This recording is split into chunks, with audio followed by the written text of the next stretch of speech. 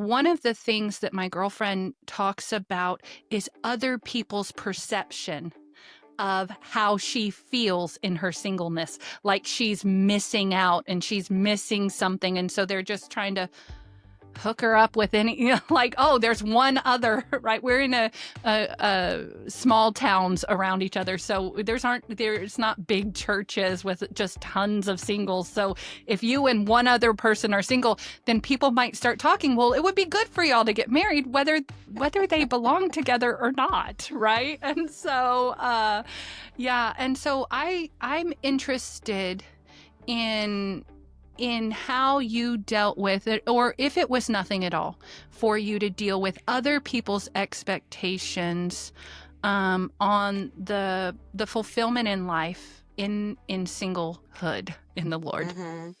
Yeah, I think all those things that you said are very real. People can feel, their own feelings about it and project it on you. And they don't know what to do sometimes. So they just assume that you would want to be married. I mean, there are people who are completely content being single and don't plan to get married as well.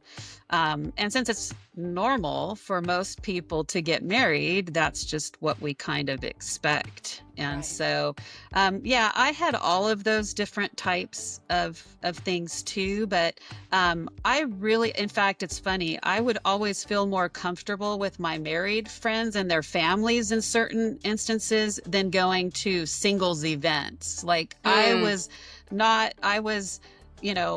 wanted to be around people who had kids and had different lives and have the male-female experience, even though I wasn't married. But I would get more antsy in singles situations, which is kind of funny, but There's probably a different sort of pressure kind of in sure. a single situation. Yeah. Sure. And had the same thing where there would be people who would set you up with just someone else who was single versus, is this a person of godly character and things like that.